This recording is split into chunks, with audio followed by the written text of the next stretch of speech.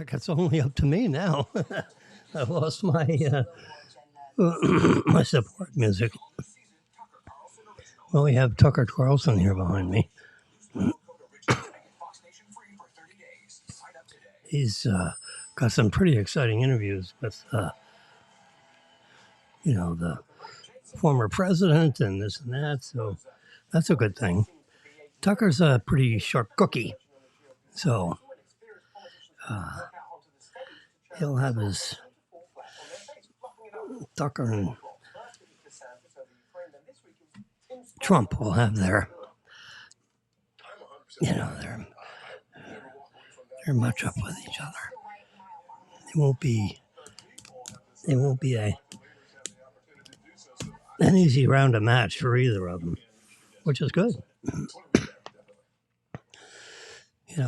Tucker's as good as they get, and he's alive and well. He knows how to do his business, and he's respected. So that's why Trump allowed him to do the broadcast, which I think he's tomorrow or Tuesday. He's going on air with it. It's a recorded thing. Anyway, so I have notice I have my number 16 up here. It's April 16th. It's Sunday.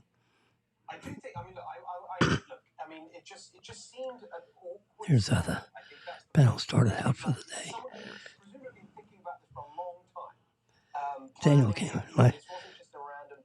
Daniel came over for 90 minutes or so this evening to say hello, to make sure he was put on assignment by my wife because she's in Fort Myers. So they want to make sure I'm alive and well over here, and which I am. But tomorrow, I tried to put everyone on notice. Let me turn down my good friend, Hilton. And I'm going to swap the, see, I have the ability to, my finger. There we go, swap cameras. Bingo. So now I am in the lower left corner. I think I can move that up if I wanted to. I could. Look at that. I can move it up to the upper right corner. I can move it over there. Let's put it down here because this is where I expect it to be. But anyway, look at that. Starship flight test. In other words, this is the first time, and I'll go through it. Look, that thing is huge. The silver section is like 290 something feet tall, and 27, it's 3 meters in diameter. So that's 27 meters in diameter, which is the size of the widest part of most living rooms today. Okay, 27 meters. It's like, 27 feet rather, sorry. 9 meters, 27 and a half feet. So that's like two cars wide, end to end across. Oops, here. I do it here. There it is. These are cars down here, and then you go all the way up here, and so this, to give you an idea, this is, not stick toys. This is serious steel and all this crap. And you got all these heavy legs here because it is holding this 1 million pound, I don't know how many pounds it is, but it's lots of pounds in weight. But you see, this is a truck. That's a truck down here, that little thingy. And it drives underneath and around and so forth. And all that stuff will be drawn away. And then we go whoop, and we go up, and we go up, and we go up.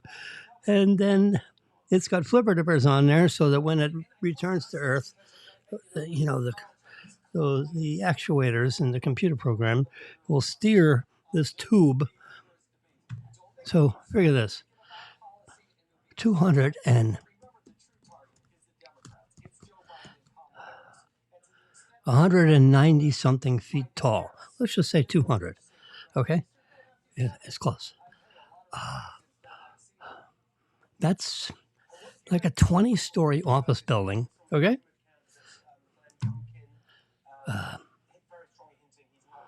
3 meters, 27 and a half feet wide. That is a skinny, tall tube. And then on top of it sits this darker colored thingy, which they call the Starship. I had to go back and read the story to figure out what is the vocabulary. What is that thing? What do you call that? This is the first stage booster, and this is the second stage. What? It's the Starship. There it is. And oh my God! And it sits atall this other steel thing that holds everything, upright for the moment. It's got clamps on it because it's going to be populated with, 1,000,000 pounds of oxidant, and I think it's liquid methane gas. And the reason why they picked methane gas is because methane gas plus,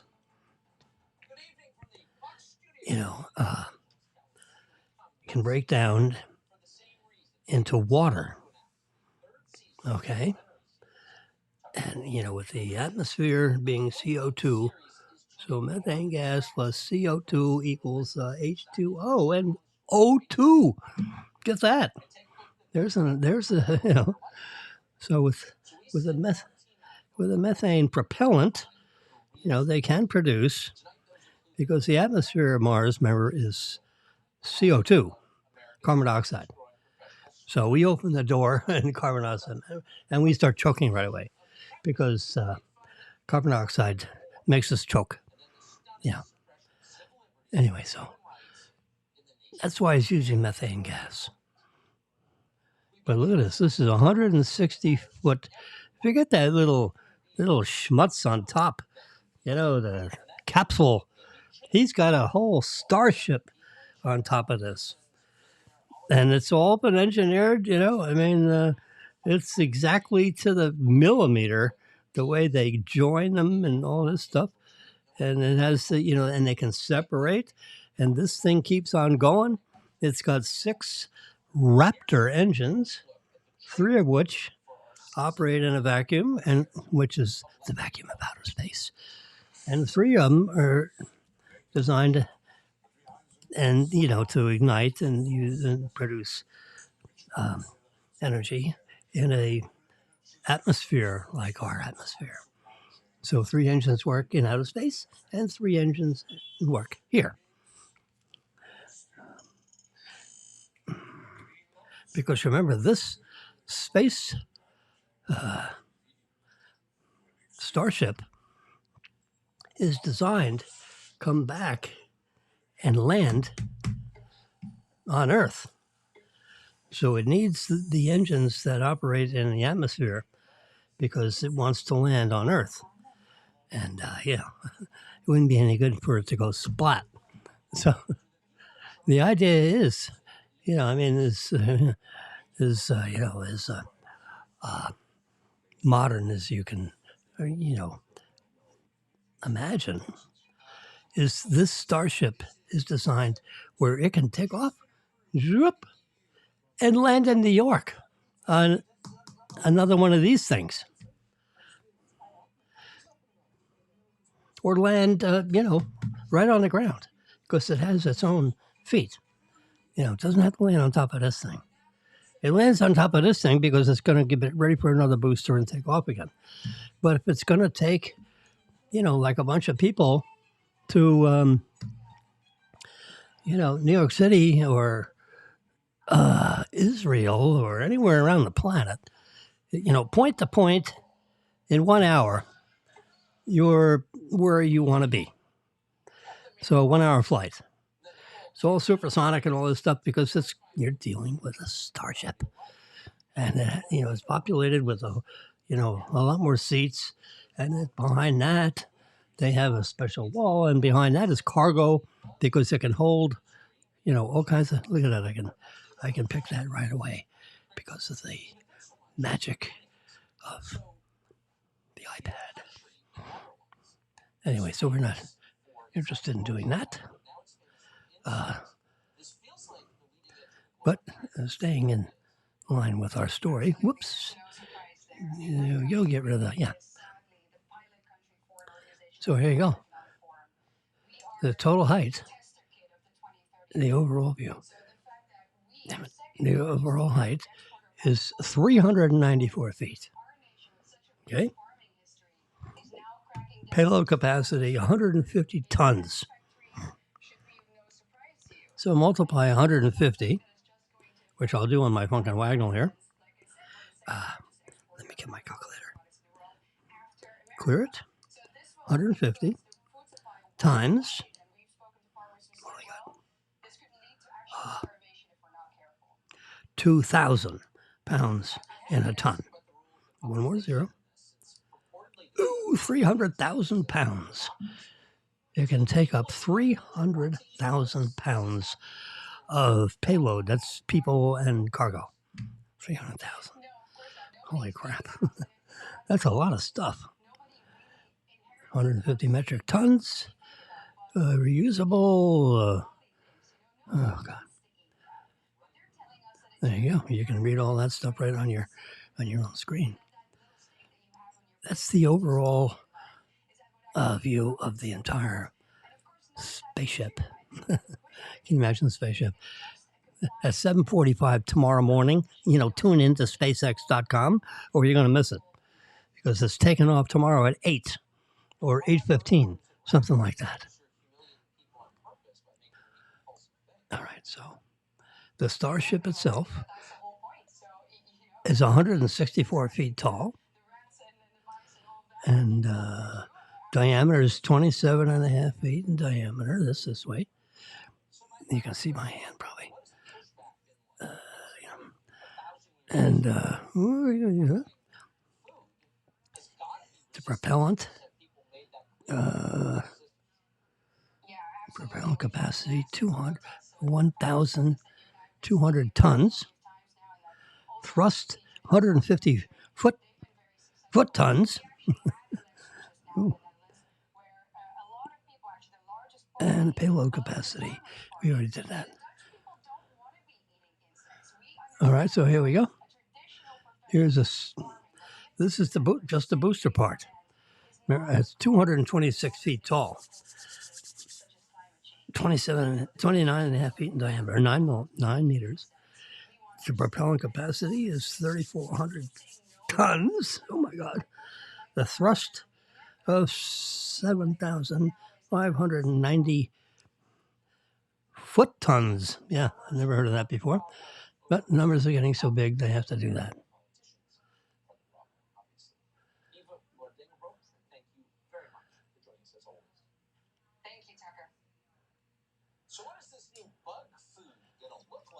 And what are they powered by? Raptor engines. There we go. That's each Raptor engine. There's a Raptor engine. And they've been refined and refined. I mean,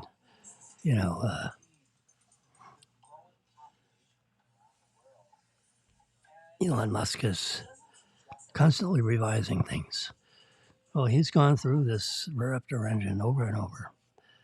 I don't know if this originally started out as the Merlin engine. I've heard Merlin before. I don't know where Merlin went. Merlin may be an early version of Raptor. Anyway, the rocket ship that we're dealing with tomorrow morning has 33 Raptor engines, 13 in the center, wrapped by 20 around the perimeter. And they all fire simultaneously, hopefully. The last time they tested one of these, it passed the test, but only 31 of the 33 were actually working, and the other 2 weren't working for some reason.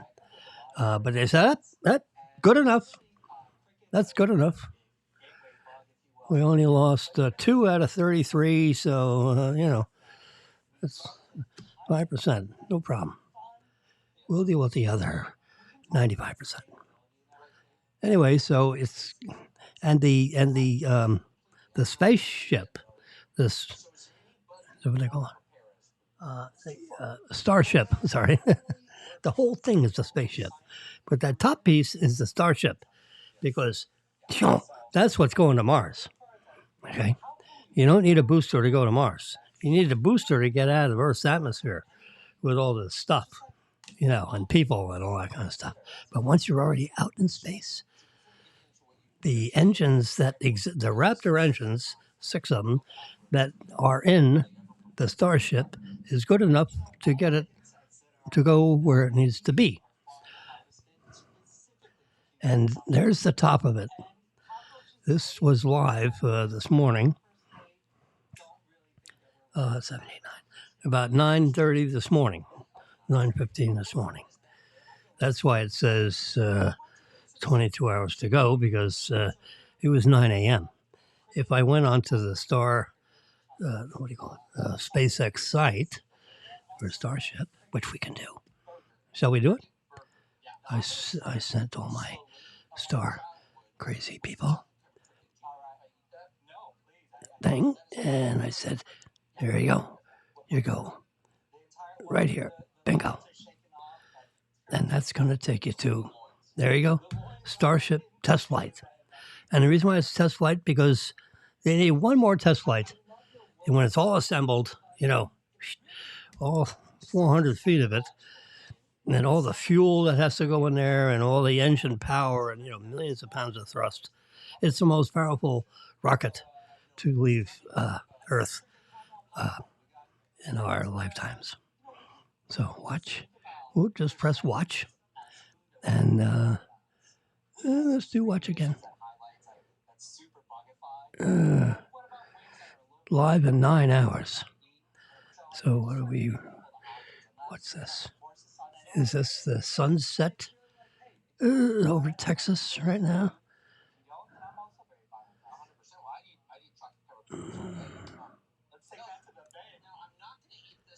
Anyway, so that's SpaceX ain't talking because it's 9 hours to go. You go in there about 7:15 tomorrow morning, they'll be talking, and you'll have. I just want to let you know. That stuff is happening here. Now this is Boca Chica, Texas, which is like right down the bottom end of Texas. It's not Florida. It is Texas in their flight center over there. They got their license to take off Friday morning. I think it was Friday morning. All right, so I'm gonna go back to my yeah. So there's the top of it, a different view. Wow, unbelievable. Oops, that's my kitty thing. That's what my kitties. This drawer is pulled out, and that's a bag of kitty poop. And I've never had a cat in there while I was doing that, but you don't have to touch anything. I have 3 cats, so every 2 days, that thing fills up. If you got 1 cat, that'll fill up in a week. There's a video of I replaced our lights on the balcony because they burned out. The sun got to these little fine wires that connect these guys. You can see the little fine wires.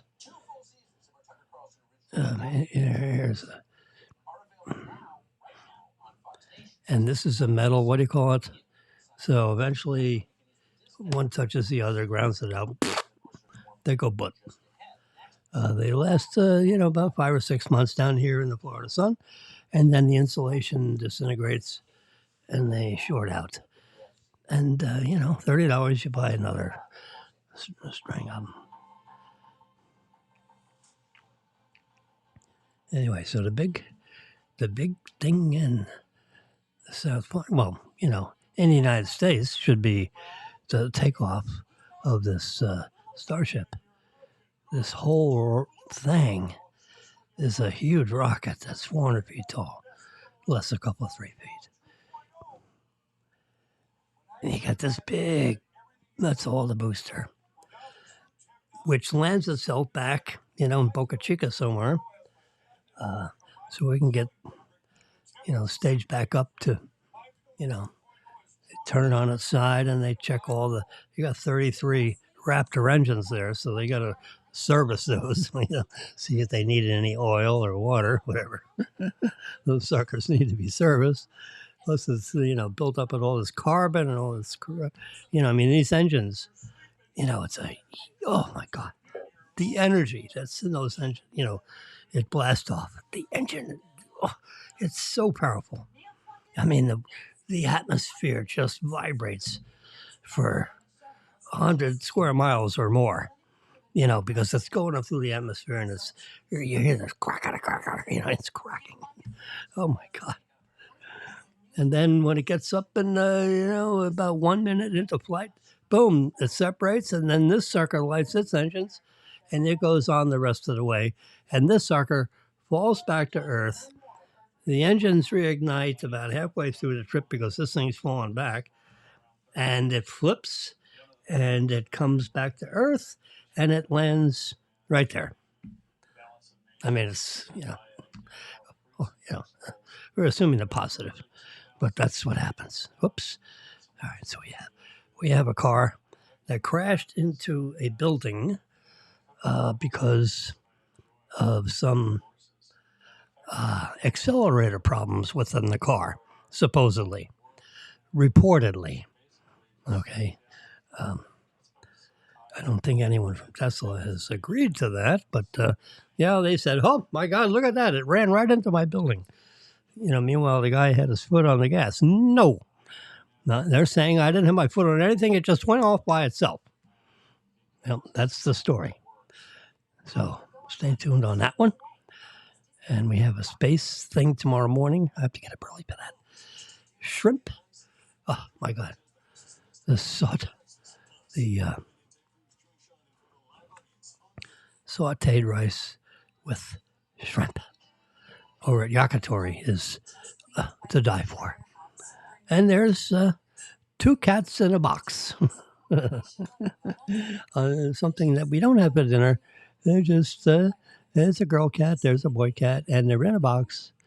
And it's a return item for, what do you call it? Amazon.com, right? Because you can see the little thing they paint on the boxes. Oh, and then Marilyn drove over with the electric car. I guess today. Yeah. Today. Early. Yeah. Today. No, Saturday. This is Sunday. She drove over yesterday. And they had a day, because Judy, this one here in the middle, she flew into Milwaukee to meet up with Marilyn and Jane and Bob.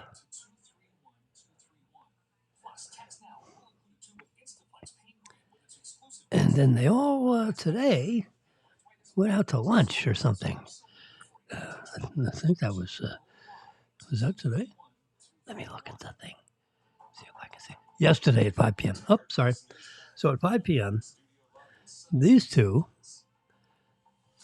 came down to visit, and they all went out to dinner.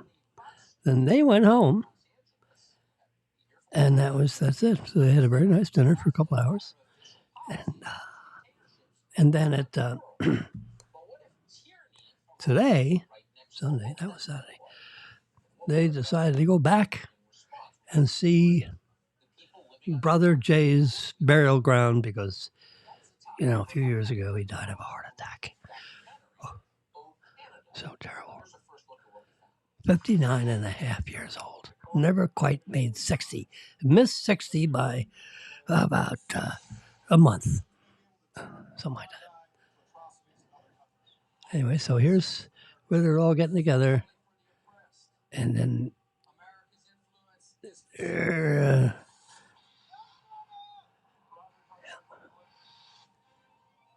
those are the two pictures I got. Oh, there's our leader. Yeah. There they are at the Pelican Bay. They're having lunch or something. I think that's where they had lunch, where you got those pictures from. A couple of check items. Transfer. I'm looking, going back in time here a little bit to see if there's anything here. Oh, Mar-a-Lago. I got an email and it says, "Greetings from Mar-a-Lago. Would you like to join us on a special tour of Mar-a-Lago?" My answer to that was yes. I asked Marilyn, "Do you want to go to Mar-a-Lago to have, to go up there and have lunch?" She said, "Yes." Tell them yes. I said, "Okay, I'm just making sure. I don't want any trouble at the home front." "Oh, yeah." She says, "Oh, no." We'll go up there and have lunch and, and see if you can find a way home. Oh, my Lordy. So we're going to go to details here on this picture. We're going to reduce whatever. Going to slide that right over. Then we're going to sharpen that up a little bit too. And where it says dehaze, we're going to dehaze a little bit. See, and that takes, because that whole thing looks like it doesn't have contrast. So I can come over here to contrast. Let's see what happens if I move that lever. Yeah, we don't want to change the colors too much. So we'll just leave it right there and say done. So that looks better. Yeah, that looks a lot better. We'll say done. So this is the way the card came, and this I cropped out all the the blue stuff. "Greetings from Mar-a-Lago. Do you want to go?" I said, "Of course, I want to see a tour." Well, just click on here and make a contribution, and we'll think about it. That's about how the politics goes. So they're thinking about it, and in the year 1492 we may go anyway. So here's. Let's go back. Oops, get back. Dr. Mickey. Oh, a little story about hearts. So I enhance that picture a little bit. And then, of course, you have a story here about the drones. The drones are doing a major. The Russian tanks aren't doing well with the drones because the drones are flying all over the place. And, these drones can be, the size of this desk, or they can be, half the size of a regular airplane, which is a big drone. But they can have smaller drones, I have a little one in a suitcase here. But, they can be, properly outfitted with, an explosive. So these drones that I'm talking about, they take off from Pakistan or wherever the hell they get these things from. I think it's Pakistan. And they load them up with a very serious explosive, whoosh, fly it right into the tank, bam, blows it up. And of course, there are people inside the drone. And if it knocked off this track, the guys inside are scrambled eggs. The concussion of those explosives is so dramatic, all their capillaries explode. So it's just, their body just completely turns to mush. And they fall down, they're dead. Like, they're dead before they hit the dirt because of the shock wave of the explosion. If you're nearby, you could be dead and fall to the ground. So, it's serious stuff. And, all right, what do we got here?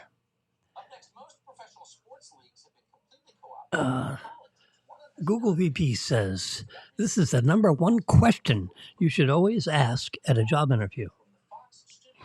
And I read the whole article, and you got to go right to the end of the article before you get to what they think, you know. But anyway, I read all through it, and I'll save you all that aggravation.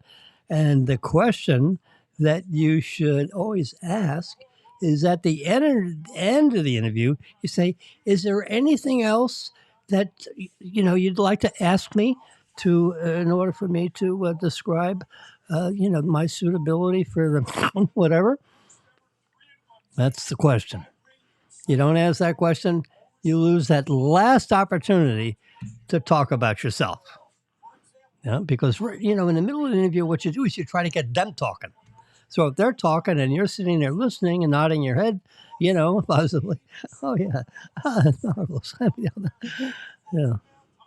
So that is the last question. And then you win the prize, and she pops out of the curtain. I don't think so. Look at this guy. Oops. I just want to touch that. Yeah. Look at the squirrel on this huge acorn. He says, "I want this, but I can't figure out what to do with it." Yeah. Well, that's it. The job is too much for you. Yep. Whoops. No. All right. These gorgeous skeletons reveal a new species of ancient bat. Well, I know you've been up all night waiting for that. What is it? Oh my God, it's 10:30. I knew you were waiting for that. Yep, there it is.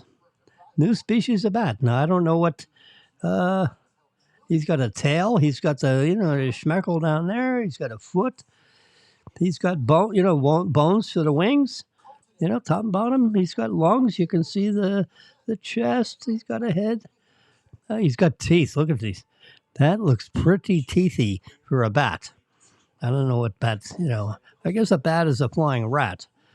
Anyway, so, all right, what do we got here? Sweet deal. I'm a car expert. Why in April is the best time to buy a used car? Well, I had my car guy here a little while ago, and I forgot to ask him that question. I'll ask him that question. He says, "I'm a car salesman. These are the 5 things you need to know before buying your next car." Well, I can tell you one thing you need to do, and is forget gas. If you can handle, a $600 car payment, get yourself a Tesla. Okay, it's a little more expensive, but you never buy gas again. And you plug it into, the thing next to your garage. If you got a dryer in your house, you can power the Tesla because you can plug it right into your dryer plug.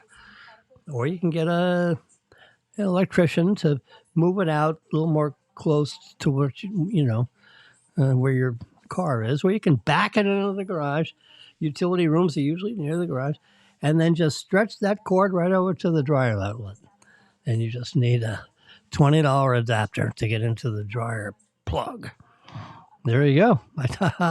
I saved you about 2 hours worth of research. That's it. Plug it into the dryer outlet. That's a 30 amp, 200, 230 volts. So it's a 7,500 watt thing, and that's what 7,500 something. It'll charge your car overnight. How cool is that? You plug it in, you go to bed in the morning, your car is fully ready to go, and you got a full tank of fuel, if you want to call it a tank. You got a full tank of fuel, and you can be on your way, and you get about 300 miles on that tank. So you go to work, you come back, you've only used 50 miles of your tank. So you plug it in if you feel like it, or you can plug it in tomorrow. Because, you don't have to plug it in every night if you only used 50 miles of range. So you plug it in, every other night to fill it up, top it off, that 100 miles, that you want to have. That's it. So I'm going to give you a pic. This is what the the spaceship, I'm sorry, gotta get used to these words. The starship. All right, that's what it looks like when it takes off. But remember, that's a sucker sitting on top of the booster.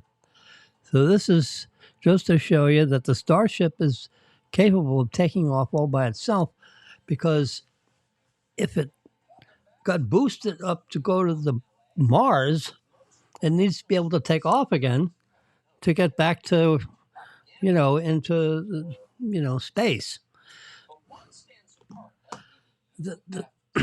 Anyway, so this is a test mission. That's tomorrow morning, where this is going to be sitting on top of that big 200-foot tall booster with the 33 Raptor engines.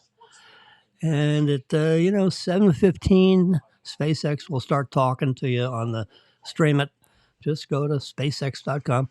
If you try to get it on the network, they're going to show you all the, you're not going to hear all the stuff. So it's better to just go right to SpaceX, sites.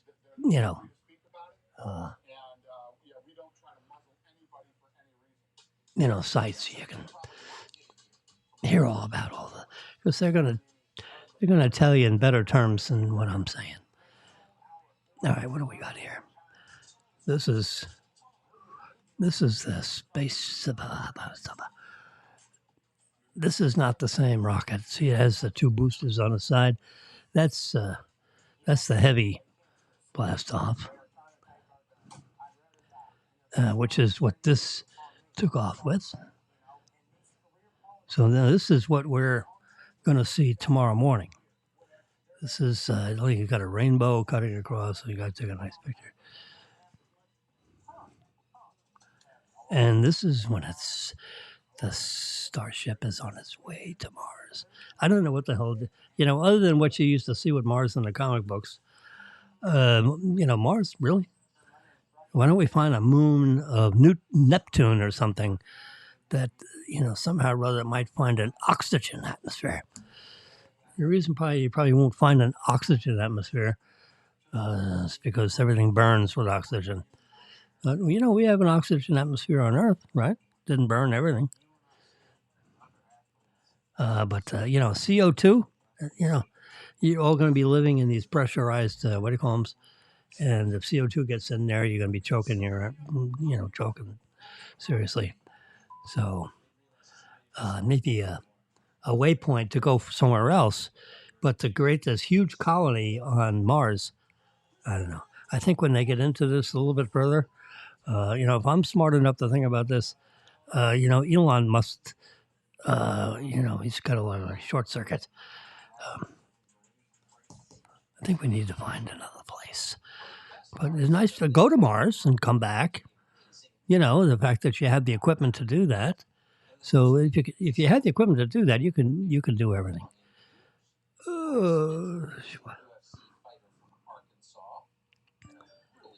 This is a new electric motor that's in a new French brand of electric motorbikes. They've designed this hub. It would be a motor that goes in the hub, I think. We have hub motors in our, or that might be, in the pedal part. Our motors and our electric bikes are in the hub, so it's it's right in the wheel. So there's nothing rubbing on the exercise, nothing with chains. It's right in the hub of the wheel.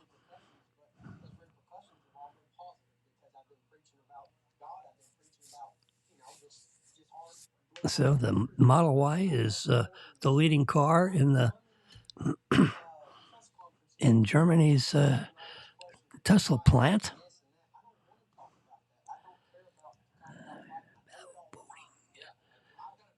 Okay, so I think let's see. I think we can. It's 10. It's 10:33 p.m. Right? Probably. There we go. It's probably time to go nighty-night, right? Tucker's still talking up there. I see Tucker. You can see Tucker, right? Let's there we go. We go right here, and we no, we don't want to. There we go. So now you can see the TV. Yeah, well, let me show you. It won't. I don't think it'll show the TV. I think it'll bomb out because of I'm not allowed to rebroadcast a live broadcast. I'm not only not allowed, according to the FCC and several other jurisdictions that have handcuffs. They don't want you to do it because it's not your thing to do. So I'm not doing it. I can't do it. You can see it up in this corner because we're taking a picture of a picture, but I can't get the live feed. And you can kind of hear them in the background. And I don't know, life, frontier. So I think we're going to call it a night. And it's a night. And I have let's see. My insulin my blood sugar is down to 104. So unless I'm going to have something to eat tonight, which I might very well, I don't need any more of this. And, ooh, I've only got this much left. And then that cartridge is deader than a doornail. We're going to cut that off. There we go. So you really can't see this light part right there. I'm covering with my thumb. That white part, that is the remaining insulin of a cartridge that's this tall. And the middle bar shows that I'm about 25 units left. I'm only going to use 3 or 4 today, and then the rest will be tomorrow, and that'll probably be the end of that. But this is a thermos, a little skinny thermos. And it has a little skinny frozen thing, and I keep this in a little baggie. It's a little cloth baggie. So it keeps it up to temperature, keeps it separated, from the ice block, because you don't want to freeze the insulin because then that'll render it ineffective. And we certainly don't want to do that. And then this is my main storage cylinder, which has my backup pen. And it shows that the internal temperature, this is actually working with electric power, 5.5 volts from your typical one of these things. Whoops. You got the plug on that side and you got the port on that side. Well, this wire is leading down to one of those similar. It's 39 degrees. When it gets to 37, this thing goes into like a slow mode.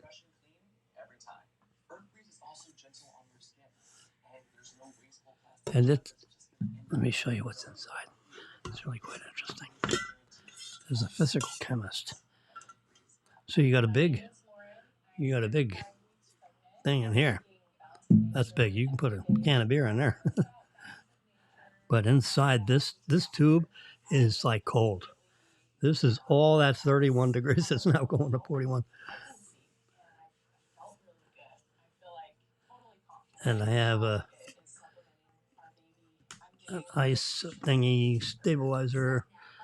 And then this is my backup pen. And this has a full cylinder. You can see it's all transparent in there. And it has a full 3 milliliters. I can show you what that means. Take it apart. See, here's the 3 milliliter cylinder.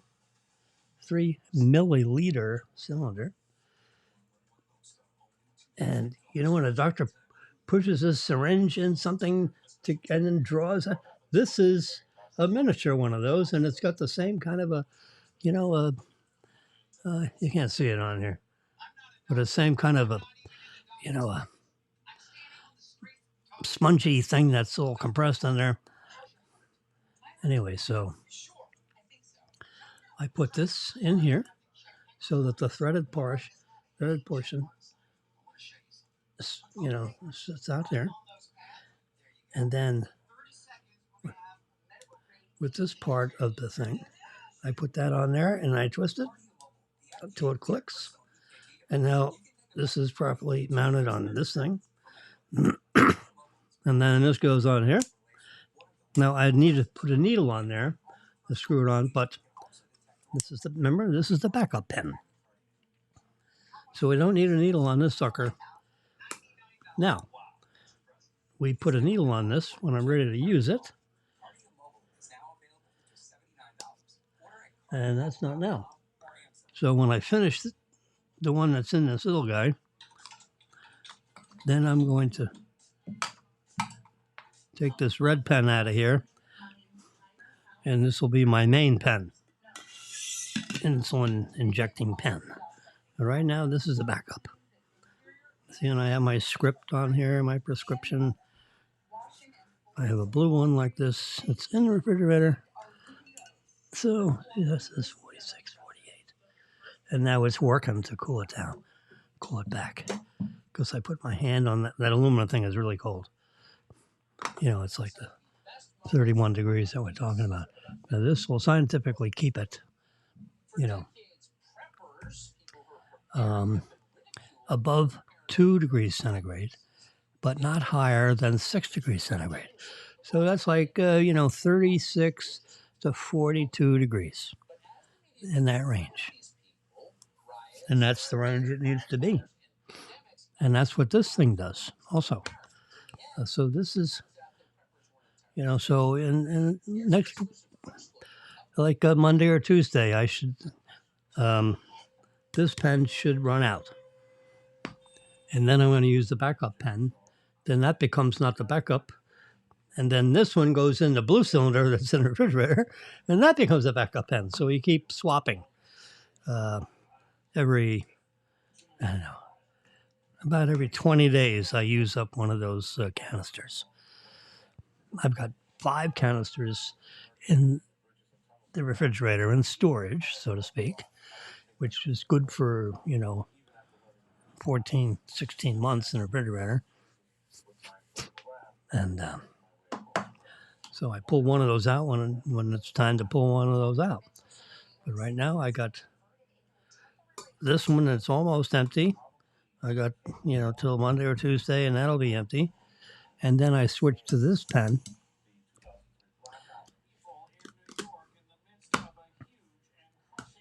And then daily I'll put it in here, because this would be my daily thing. And then basically every day what I do is, so you take this thing out.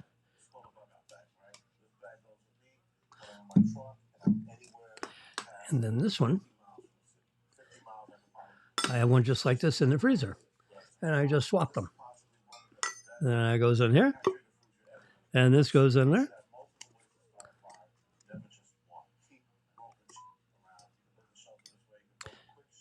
It fits in there very nicely. Gotta get the threads down. And it's good for 18 hours. It'll keep it nice and cool for 18 hours. It won't go past 14 hours, tops. So it's all day, basically. I tested it. I put ice in there, and, 24 hours later, you still got ice water in there. Anyway, so that's the end of my story. So it's time to go nighty-night. Oh my God. It's now 10:43, so say good night. Good night, Jimmy.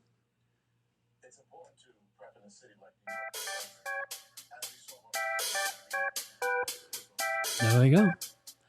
So I'm about done. Bye bye. See you soon.